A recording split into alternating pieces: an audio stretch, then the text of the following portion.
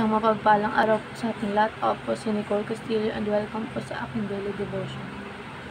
So, ang topic natin ngayon is eschatology. So, kapag sinabing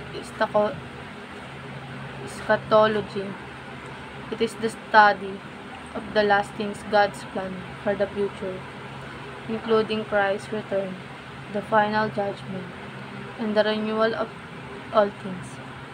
While some approach the future with fear, the Bible teaches us that God's sovereignty extends to the end of history. For believers, eschatology is not about speculation, but about hope.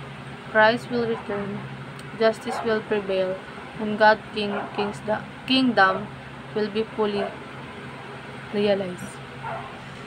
So, meron daw pong two major theological system. One is dispensationalism and pangalawa is reform covenantal. So, meron din daw pong four views of rapture.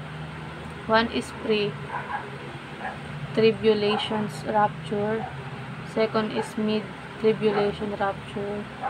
Third is post, and fourth is raptureless.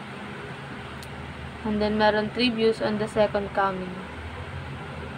Premillennialism, amillennialism, and last is postmillennialism. So, ayon po sa Revelations chapter 21 verse 1 to 4, "Then I saw a new heaven and a new earth. For the first heaven and the first earth had passed away, and there was no longer any sea. I saw the holy city, the new Jerusalem, coming down out of the heaven from God, prepared as a bride beautifully dressed for the husband.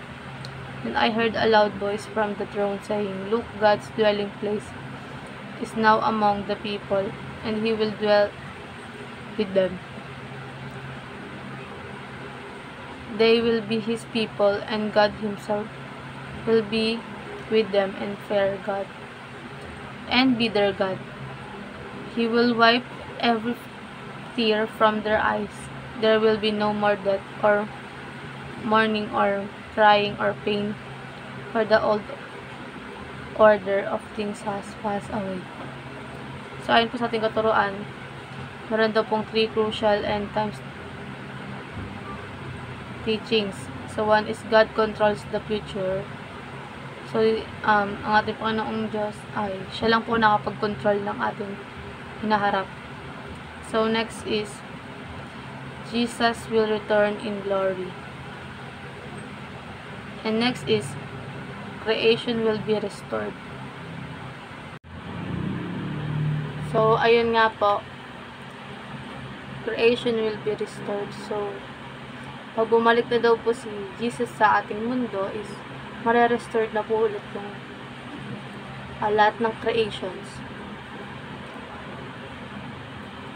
And then, next po, para po sa ating application, fear not but trust God for the future.